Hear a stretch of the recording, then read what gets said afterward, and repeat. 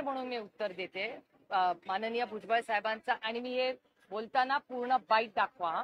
माझी विनंती आहे सगळ्यांना की मी आदरणीय माननीय भुजबळ साहेबांचा सगळा मान ठेवून जे माझ्या वडिलांच्या जागेवर आहेत, माझ्या वडिलांच्या वयाच्या ग्रहस्थाबद्दल खरं तर मी बोलणं योग्य नाही, पण एक खासदार म्हणून माझी ही नैतिक जबाबदारी आहे की पार्लमेंटमध्ये आरक्षणाची मागणी किंवा निर्णय कुठे होतो? कॅबिनेटमध्ये होतो, असेंब्ली नाही तर पार्लमेंटमध्ये होतो. पार्लमेंटमध्ये बारामती लोकसभा मतदारसंघाच्या लोकांनी जेव्हा मला निवडून दिले, 4 वेळा निवडून दिले, मराठा, धनगर, लिंगायत, मुस्लिम आणि समाजातल्या ज्या ज्या घटकांनी आरक्षणाची मागणी केली आहे, तुम्ही डेटा काढून बघा. मी फक्त प्रेस कॉन्फरन्सेस मध्ये बोलत नाही आरक्षणाबद्दल. मी ऑन रेकॉर्ड या देशातली सगळ्यात उच्च जी आहे जागा हक्क मागण्याची, ती या देशाचं पार्लमेंट आहे. त्या पार्लमेंटमध्ये, त्या संसद भवनमध्ये धनगर, मराठा, लिंगायत, मुस्लिम ज्या ज्या समाजांच्या मागण्या आहेत त्या मांडलेल्या आहेत. आणि एक वेळा नाही, अनेक वेळा. म्हणजे अनेक वेळा भाषणाला मी उठले की अनेक समोरच्या बाकावरचे लोक म्हणतात आता ही परत तोच मुद्दा मांडणार. हा परत मुद्दा मांडायचा नाही. त्या समाजांना न्याय नाही मिळाला. आणि जर कुणालाही माझ्या भाषणांचा डेटा हवा असेल तर तो डेटा मी पूर्णपणे तुम्हाला देऊ शकते की किती वेळा मी स्वतः मराठा, धनगर, लिंगायत, मुस्लिम अनेक छोटे मोठे समाज आहेत ज्यांना काही वेगळ्या वेगळ्या मागण्या आहेत. या महाराष्ट्रातून सगळ्यात जास्त आरक्षण वर भाषण करणारं कोण असेल तर त्या व्यक्तीचं नाव सुप्रिया सुळे. आणि मी हे डेटा ड्रिव्हन तुम्हाला सांगते. आणि तो सगळा डेटा माझ्या मोबाईलमध्ये, माझ्या सगळ्या सोशल मीडिया प्लॅटफॉर्मवर आहे. कुणालाही तो हवा असेल तर मी पारदर्शकपणे तुम्हाला मांडीन. आणि त्यातूनही कुणाला अजून काही ऑब्जेक्शन असतील तर तुम्ही म्हणाल ती जागा, तुम्ही म्हणाल ती वेळ, कोणाही व्यक्तीबद्दल मी कुठल्याही व्यक्तीला कधीही या विषयावर मी चर्चा करायला माझी पूर्ण तयारी.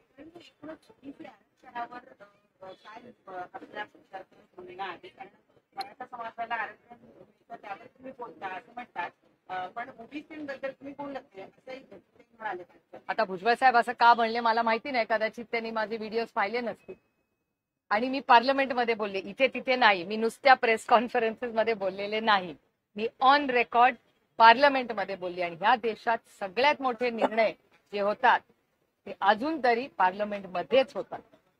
त्याच्यामुळे त्या पार्लमेंटमध्ये मी आरक्षणाबद्दल सविस्तर बोललेले आहे.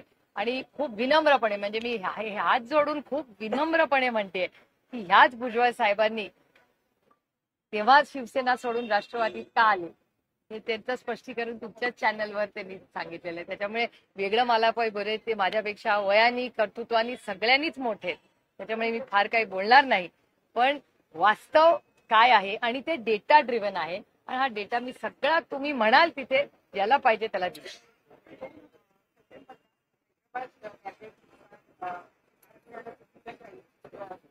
मुद्दा आलेला आहे, राज्य शासनाने जो जी आर काढलाय त्यानंतर सगळ्या समाजांचं असं म्हणणं आहे वेगवेगळ्या जबाबदारीचा अंतर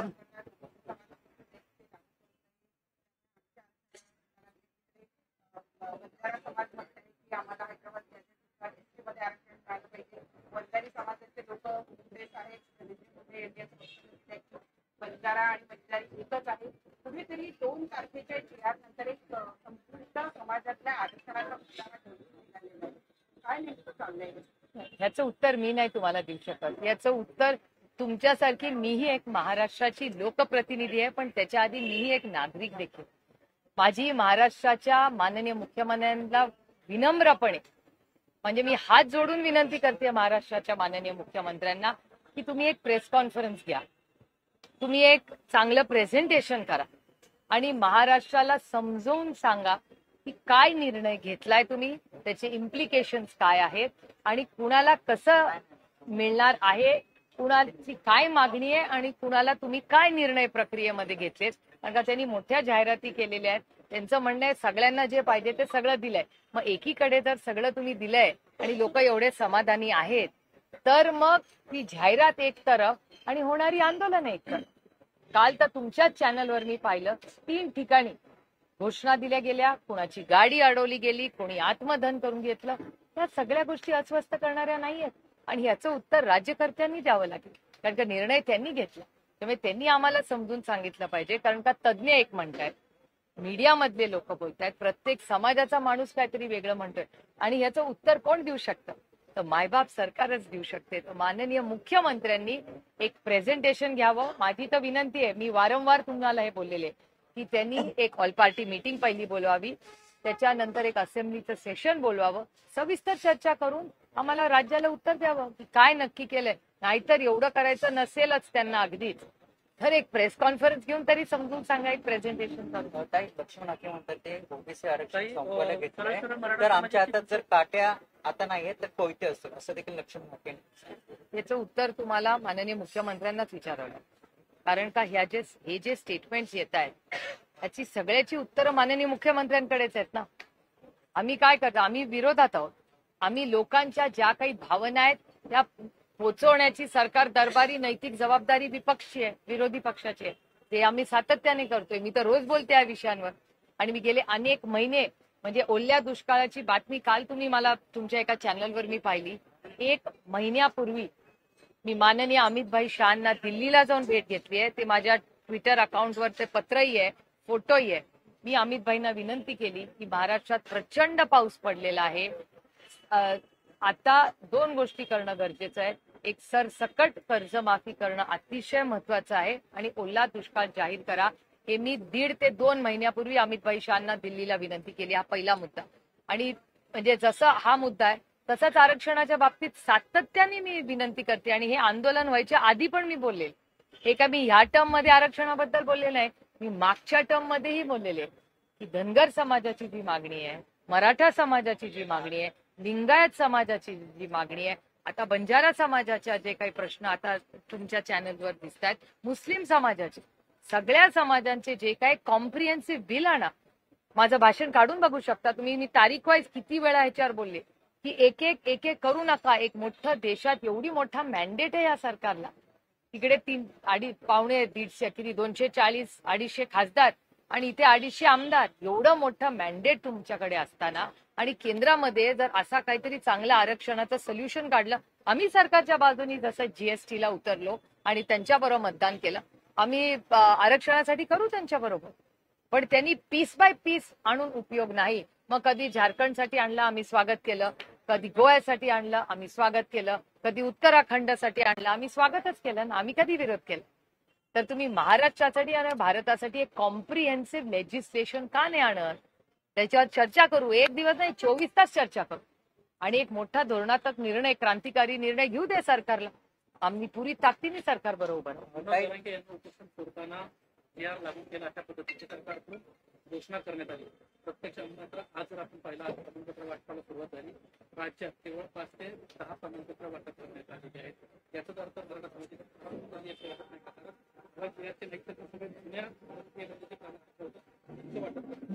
खरं तर तुमच्या चॅनलवर विनोद पाटलांची एक केस आहे आणि तुम्ही आता जे बोलताय ते ज्या दिवशी GR आला त्या दिवशीच विनोद पाटील हेच तुमच्या चॅनलवर बोललेले आहेत संभाजीनगरमध्ये. आणि तेव्हाच कन्फ्युजन वाढायला लागलं की सरकार आणि माननीय मुख्यमंत्री एक म्हणतायत आणि विनोद पाटील दुसरं काहीतरी म्हणतायत, भुजबळ साहेब आणि काहीतरी. त्याच्यामुळे इतकं कन्फ्युजन झालेलं की नक्की इम्प्लिमेंटेशन काय होणार, कसं होणार. जोपर्यंत आणि माननीय मुख्यमंत्री आहेत या राज्याचे, माननीय मुख्यमंत्र्यांनीच सांगायचा अधिकार आहे की नक्की GR काय आहे, त्याचं इम्प्लिमेंटेशन कसं होईल आणि त्याचा फायदा किती लोकांना होईल. ताई, राहुल गांधींनी पत्रकार परिषदेत सॉफ्टवेअरचा वापर करत हजारो मतदार हे यादीतून हटवला आणि त्यासाठी जो मोबाईल नंबर वापरण्यात आला तो कर्नाटकाचा. मी ती सगळी प्रेस कॉन्फरन्स पाहिली राहुलजींची. एक गोष्ट आपण सगळ्यांनीच मान्य केली पाहिजे की हा सगळी जी माहिती डेटा ड्रिव्हन आहे. म्हणजे हे नेहमीप्रमाणेचे आमच्यावर जसे खोटे नाटे आरोप केले जातात ते आपले इलेक्शनमध्ये आरोप येतात आणि मग ते गायब होतात. आणि ज्यांच्यावरती इलेक्शन वर सिरियस होतं आणि ज्यांच्यावर ED CBI वगैरे होते ते वॉशिंग मशीनचा एक ऑप्शन असतो. त्यामुळे हे 2 ऑप्शन या राज्यात आणि देशात आपण सगळ्यांनी गेले 11 वर्षात पाहिले. ही एक बाजू. दुसरी बाजू अशी की हे नवीनच झालेलं, आपण सगळ्यांनी जर कोल्हापूरमधून आदरणीय पवार साहेबांनी केलेलं जे स्टेटमेंट आहे हे तुमच्या सगळ्यांनी आज सकाळी दाखवलं, याबद्दल मी तुमचे मनापासून आभार मानते. पण त्याच्यात पवार साहेबांनी 2 अतिशय महत्वाच्या गोष्टी बोललेल्या आहेत. एक, ते म्हणलेले की ह्या सगळ्यामध्ये इलेक्शन कमिशननी ह्याच्यात इंटरव्हेन्शन केलं पाहिजे आणि लोकांमध्ये आत्मविश्वास वाढवला पाहिजे की हे प्रॉब्लेमॅटिक झालं असेल तर ते करेक्ट कर. त्यामुळे हा जो संशय सर्वसामान्य मायबाप जनतेच्या मनात आलेला आहे त्याला कुठेतरी इलेक्शन कमिशननी जबाबदारीने उत्तर दिलं पाहिजे. हा पहिला मुद्दा त्यांनी मांडला. आणि दुसरा, ते सातत्याने नाशिकलाही पवार साहेब हेच म्हणले आणि कालही कोल्हापूरला आज सकाळी तुमच्या चॅनलवर मी त्यांची प्रेस पाहिली, त्यात पण तेच म्हणले की आज कुठेतरी महाराष्ट्रामध्ये अस्वस्थता आहे. आपण सगळ्यांनी एकत्र मिळून तो जो महाराष्ट्रात कटुता निर्माण होतीये ती कुठेतरी आपण सगळ्यांनी मिळून त्याच्यात मार्ग काढला पाहिजे. पहिल्या दिवसापासून आमची सहकार्याची भूमिका आहे. आमची सगळी भाषणं काढून बघ. मी सातत्याने माननीय मुख्यमंत्र्यांना गेले अनेक आठवडे विनंती करते की तुम्ही एक ऑल पार्टी मीटिंग बोलवा, तुम्ही असेंब्लीचं सेशन घ्या आणि नुसत्या आरक्षणावर तर घ्याच, पण त्याच्याबरोबर महाराष्ट्राच्या आर्थिक परिस्थितीवरही घ्या, कारण का तीही चिंताजनक आहे. म्हणजे एकीकडे शेतकरी प्रचंड अडचणीत आहे, ओला दुष्काळ जाहीर झालाच पाहिजे, सरसकट कर्जमाफी झालीच पाहिजे, त्याबरोबर आरक्षणात नक्की काय तुम्ही निर्णय घेतलेत याची माहिती तमाम महाराष्ट्रातल्या मायबाप जनतेला कळलीच पाहिजे. आणि तिसरी, महाराष्ट्रातली आर्थिक परिस्थिती अतिशय गंभीर आहे. हे मी म्हणत नाहीये, वर्तमानपत्रात आलेला सगळा डेटा आणि चॅनलचा सगळा डेटा बनतो. त्याच्यामुळे हे तीन खूप मोठी आव्हानं आज राज्याच्या समोर आहे. पुण्याच्या सुरक्षेचा मुद्दा जो आहे सातत्याने समोर येतो. सर्वसामान्य माणूस रस्त्यावर चालला होता, बाजूला गाडी गेली म्हटल्यानंतर एका व्यक्तीनं म्हणजे टोळी आहे त्याने पुण्याची त्याने गोळीबार केला, 3 गोळ्या लागल्या. त्या पोलीस देखील त्या ठिकाणी पोहोचू शकले नाहीत. 100 मीटर अंतरावर पोलीस काम करतात. एकंदरीत पुणे जिल्ह्याच्या ट्रायबल पोलिसांचा प्रश्न सातत्याने समोर येतो. तुमच्या प्रश्नातच माझं उत्तर आहे. मी विरोधक म्हणून उगाच टीका करत बसत नाही, पण माझ्या राज्याचं नाव अशा वेळेस खराब होतं. जेव्हा एखादी अशी घटना होते, देशामध्ये बातमी जाते. आणि ही गोष्ट खरी आहे की लोक विश्वासाच्या नात्याने देशातून मुलं शिक्षणासाठी तुमच्या आणि माझ्या पुण्यात पाठवतात. शिक्षणाचं माहेर घर म्हणून पुण्याची ओळख होते. आणि आपल्या सगळ्यांवर झालेले संस्कार आहेत की वाघिणीचं दूध म्हणजे शिक्षण. जे एकीकडे आपण छत्रपतींचं नाव घेतो, शाहू फुले आंबेडकरांचं नाव घेऊन हे सरकार चालवतात आणि एकीकडे न स्कॉलरशिपचे पैसे ते मुलांना देत आहेत, न सुरक्षितता पुण्यासारख्या शहरात. आणि हा डेटा माझा नाही, हा डेटा तुमचा आणि भारत सरकारचा. भारत सरकारचा डेटा सांगतो की महाराष्ट्रात क्राईम वाढलेला आहे. हा माझा डेटा नाही. आणि त्यांच्याच विचाराचं सरकार महाराष्ट्रात आणि दिल्लीत आहे. त्यामुळे त्यांचा स्वतःचा डेटा सांगतो की महाराष्ट्रात क्राईम वाढलेला आहे आणि पुणे जिल्ह्यात तो वाढलेला आहे. हा आरोप नाहीये, हे डेटा ड्रिव्हन माहिती मी तुम्हाला देते. मराठी झालं का सगळं? शहाडमध्ये सुद्धा जे आहे ते शिंदे आणि भाजपच्या गटामध्ये राडा पाहायला मिळालाय. निवडणुकीच्या तोंडावरती म्हणजे महायुतीच्या कार्यकर्त्यांमध्ये हा राडा पाहायला मिळतो. एकदम मला तो शब्दच ऑब्जेक्शनल आहे. एकतर म्हणजे मी तो शब्द वापरतच नाही एकतर. आणि माझी सगळ्या माध्यमांना विनंती आहे, म्हणजे हा एक थोडासा वेगळा विषय की तुम्हीही शब्द जेव्हा चॅनल्सवर लावताना तेव्हा थोडासा विचार करून लावा, अशी एक आई म्हणून माझी विनम्र विनंती. माझी भाषा ही फक्त दूरदर्शन आणि times of India, Maharashtra times, Loksatta वाचून माझी सुधारली. आमच्यावर असे संस्कार झाले की वाचन करा म्हणजे भाषा चांगली येते. त्यामुळे माझी विनंती आहे की तुम्ही त्याला भांडण म्हणा, मतभेद म्हणा, माझी ही विनंती एक आई म्हणून आहे, लोकप्रतिनिधी म्हणून फक्त नाही.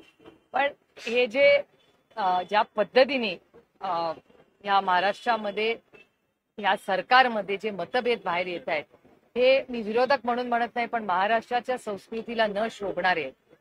घरं फोडली आमची म्हणजे पक्षही फोडतो. आमच्या केसेस आजही चाललेल्या आहेत. आमच्यावर अन्याय झालाय का? तो हो झालेला आहे, काय वादच नाही.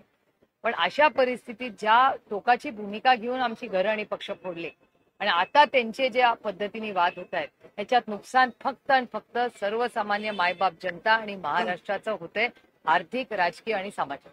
वर्षा निवासस्थानातील एक मुलीला सध्या व्हायरल सगळ्याच ठिकाणी महाविकास आघाडीकडून लढता येणार नाही, त्याचा अर्थ सगळे स्वतंत्र लढणार. तुम्हाला आठवत असेल जेव्हा काँग्रेस आणि राष्ट्रवादी काँग्रेस एक होते ना, आमची आघाडी होती, तेव्हा सगळी इलेक्शन आम्ही एकत्र नाही लढायचो. त्यामुळे तेव्हा प्रत्येक जण, आणि हे कार्यकर्त्यांचं इलेक्शन आहे, प्रत्येक कार्यकर्त्याला इच्छा असते आपण लढावं. त्याच्यामुळे त्या भागांमध्ये तिथलं स्थानिक नेतृत्व ठरेल की आघाडी करायची का नाही. आणि काँग्रेस आणि राष्ट्रवादी एक असताना तेव्हा आम्ही किती वेळा वेगळे लढलेलोच आहोत ना. पुण्याला जिल्हा परिषद कधी आम्ही इतक्या वर्षात एकत्र लढले, वेगळेच लढलो. टेंडरचं डॉक्युमेंट सध्या प्रचंड व्हायरल झाले, त्यामध्ये पाण्याचंच आहे. टेंडरचं एक डॉक्युमेंट सध्या प्रचंड व्हायरल झाले, त्याच्यामध्ये वर्षानुवर्षांमधल्या काही कामाचं बेडसाठी डबल बेडसाठी 20 लाखांचा खर्च, दुरुस्तीसाठी जवळपास 19.20 लाखांचा खर्च आहे. 40 लाखांपेक्षा सुद्धा जास्त खर्च त्या ठिकाणी त्या निविदेमध्ये देण्यात आले. हेच 40 लाख रुपये जर आमच्या शेतकऱ्यांना दिले असते ना, तर कदाचित आमच्या शेतकऱ्यांनी एवढ्या आत्महत्या केल्या नसत्या. त्यांचे तर काही हजार रुपयाची देणी असते. तुमच्या या दुर्दैव या सरकारचं की 40 लाख रुपयाचं रेनोव्हेशन ते करतात. आणि हे तर छोटंच रेनोव्हेशन आहे. सगळ्यांची ऑफिसेसचं जर काढलं ना आणि घरांची रेनोव्हेशन तर ते करोडो रुपयात असतं. खूप दुर्दैव आहे की मोदीजी काही वेगळं दिल्लीत सांगतात, पण महाराष्ट्रात त्याची अंमलबजावणी होत नाही. मोदीजी तिकडे सांगतात आम्हाला सगळ्यांना की साधे राहा, तुम्ही सगळं मेड इन इंडिया वापरा, या गोष्टी काय परमनंट नाही, आपण प्रधान सेवक आहोत. आणि दुर्दैव आहे की मोदीजींच्या या गोष्टी महाराष्ट्र सरकारमध्ये कोणी लोक ऐकत नाहीत किंवा पाळत त्याचे करत नाही. खूप दुर्दैव आहे.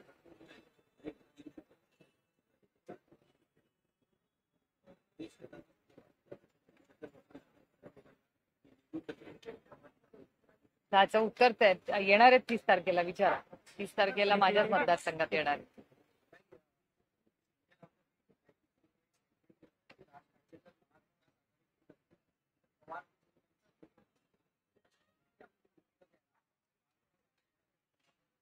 आमचे राऊत साहेबांची चर्चा कदाचित पवार साहेबांबरोबर झाली असेल.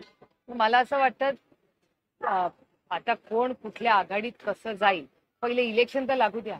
आधी दिवाळी वगैरे पर्यंत लागत होतं. आता पुढच्या वर्षी कधी, म्हणजे संक्रांतीनंतर का गुढीपाडव्यानंतर का पुढच्या रक्षाबंधन नंतर, हे म्हणजे मला आश्चर्य वाटते. मी आता तर उमेदच सोडून दिली की कदाचित एक वेळ आमची लोकसभा विधानसभा लागेल, पण या बाकीचे इलेक्शन लागतील का नाही अशी काळजी आणि भीती मला वाटायला लागली. आणि दुर्दैव याचं एवढंच आहे की सत्तेचं विकेंद्रीकरण या देशात, पंचायत राज आणि कैलासाची यशवंतराव चव्हाणांचे जे स्वप्न होते की सत्ता केंद्रित राहता कामा नये, त्याचं विकेंद्रीकरण झालं.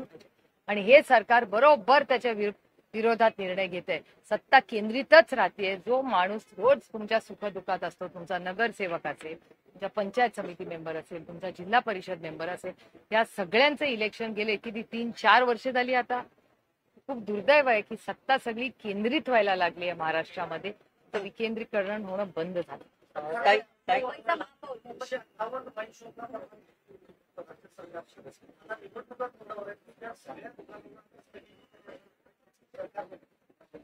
मी त्याचं मनापासून स्वागत करते आणि मी परत अतिशय विनम्रपणे हात जोडून महाराष्ट्र सरकारला विनंती करते आणि एक्साईज डिपार्टमेंटला विनंती करते की जिथे जिथे शाळा आहेत तिथली दारूची दुकानं कृपा करून बंद करा. बारामती लोकसभा मतदारसंघात हिंजवडीला शाळेच्या समोर दारूचं दुकान होतं. ते कलेक्टरांचे मी जाहीर आभार मानते पुण्याच्या की आम्ही मागणी केली, पालकांनी मागणी केल्यावर त्यांनी ते बंद केलं. अशी अनेक उदाहरणं संपूर्ण राज्यामध्ये आहेत. ते एक्साईज डिपार्टमेंटने शाळा कॉलेजेसच्या समोर, आणि नियम हा मी नाही केलेला, सुप्रीम कोर्टाने आणि पार्लमेंट आणि असेंब्लीने केलेला निर्णय, त्याचं जरी पालन केलं तर खूप झालं. ताई, नवी मुंबईमध्ये अनधिकृत इमारती आहे. मुंबई महापालिका त्यावर कारवाई करणार होती, मात्र उपमुख्यमंत्री एकनाथ शिंदे यांनी स्थगिती आणली आणि त्यानंतर आता हायकोर्टाने विचारणा केली आहे की उपमुख्यमंत्री एकनाथ शिंदे यांना कोणता अधिकार. मला असं वाटतं कोर्टाच्या बाबतीत आपण सगळ्यांनी जबाबदारीने बोलावं. कोर्टाचे जे काही नियम कायदे असतात त्याच्याबद्दल कोर्टाचा एक वेगळा मान सन्मान असतो आणि कोर्टाने जर काही कॉमेंट्स केली असतील तर त्याच्यावर मी बोलणं योग्य. मराठी झालं का सगळं? महायुती मुंबईचा महापौर जो आहे तो महायुतीतच असेल, कोणी आमच्या सोबत येऊ की न येऊ असं देवेंद्र फडणवीस यांनी त्यांच्या एका कार्यक्रमामध्ये म्हटलं होतं. भाजपचा तो कार्यक्रम होता. ही लोकशाही आहे, प्रत्येकाला बोलायचा अधिकार आहे. मी जेव्हा पेपरला बसते परीक्षेला तर मी मेरिट मध्ये येऊन पहिलीच येते ना. प्रत्येकाला आपल्याला वाटतं तुम्ही पेपर आठवत नाही का कॉलेजचे दिवस, घरी आल्यावर आई विचारी पेपर कसा गेला तर बेस्ट, किती मार्क पडणार, फुल, मी तर बेस्ट सोडवलाय, 100 पैकी 100च मिळायला पाहिजे. मराठी महापौर वरून आता जे आहे ते मनसेचं आणि भाजपचं एकूण जुळलंय. मराठी महापौर होईल असं वाटतं का तुम्हाला? मी तुम्हाला खरं सांगू, मी असा विचारच करत नाही. मी म्हणते की जो कोणी महापौर व्हावे त्यांनी तुमचं आणि माझं आयुष्य सुधरावं एवढीच आमची माफक अपेक्षा आहे. त्याच्यामुळे आमचाच होईल आणि ह्याचाच होईल आणि हा मी तसं राजकारण करत नाही. आम्ही सगळ्यांना एकत्र घेऊन जायचं राजकारण आणि समाजकारण करतो. लाडक्या बहिणीमधून जे आहे लाडकी बहीण योजनेमधून आणखी काही बहिणींना वगळण्यात आलेलं आहे. उपमुख्यमंत्री एकनाथ शिंदे म्हणतात की ही योजना बंद होणार नाही, मात्र दिवसागणिक यातली संख्या जी आहे ती कमी होत चालली. 25 लाख महिला कमी झाल्यात ही स्टोरी तर तुम्ही सगळ्यांनी वर्तमानपत्रात आणि चॅनल्सवर आली आणि महाराष्ट्र सरकारचं ऑफिशियल स्टेटमेंटही आलेलं आहे की 25 लाख महिला त्यांनी कमी केलेल्या आहेत पहिल्या टप्प्यामध्ये. आता अजून किती, आता त्याच्यात पुरुष कसे आले, म्हणजे काय नक्की नियम कायदे या सरकारने आधी लावले, मग आता का बदलले, मग आधी कसं काय त्यांना घेतलं, मग आता का कमी केलं, खूप कॉम्प्लिकेटेड विषय आहे. आणि महाराष्ट्र सरकारचे तुम्हाला आठवत असेल की मी तेव्हाही स्टेटमेंट केलं होतं की 4,800 कोटी रुपयाचा घोटाळा तो आहे ना. आणि ते सॉफ्टवेअर कोणी डेव्हलप केलं? तुम्ही जर कॉलेजला गेला 0.1% तुमचे मार्क नसतील तर तुमचा फॉर्म रिजेक्ट होतो. शेतकऱ्यांनी जर काही फॉर्म भरला आणि त्याला इन्शुरन्स मिळणार असेल तर 1 मिनिटात तो फॉर्म रिजेक्ट. मग शेतकऱ्याला एक न्याय, लाडक्या बहिणींना एक न्याय आणि ह्यांच्या घोटाळ्यांना वेगळे न्याय, ऐसा कसं राज्य? भाई, जिस तरह से आज भी राहुल गांधी ने वोट चोरी को लेकर प्रेस कॉन्फ्रेंस की है और उन्होंने आज भी कई सारे डेटा जो है सामने रखे हैं, इन तमाम बार बार आरोप जिस तरह से वो लगा रहे हैं, किसी तरीके से क्या इलेक्शन कमीशन की क्रेडिबिलिटी भी जो है सवालों के घेरे में है? हाँ बिल्कुल ही है, डेटा ड्रिवन ही है. आपके सवाल में ही मेरा जवाब है और ये पूरा डेटा ड्रिवन आ रहा है. मेरे ख्याल से इसकी जांच होनी चाहिए और ये बहुत दुख की बात है. जिस हमारे सबके प्यारे भारत रत्न डॉक्टर बाबा साहब अम्बेडकर ने जो संविधान दिया था और जो अधिकार इलेक्शन कमीशन को दिए थे वो कहाँ गए? और ये बहुत सारे सवाल आज हमारे सामने खड़े रह रहे कि ये वोट चोरी का जो आरोप सब जगह से हो रहा है और वो डेटा ही दिखा रहा है ना, नंबर्स डोंट लाई. अगर डेटा कह रहा है ये हुआ है तो हुआ है ना. ये कोई एक झूठ मूठ के आरोप तो है नहीं. तो बहुत चिंता की बात है देश के लिए और हमारे जैसे सशक्त लोकतंत्र के लिए तो बहुत बहुत दुख की और चिंता की बात है.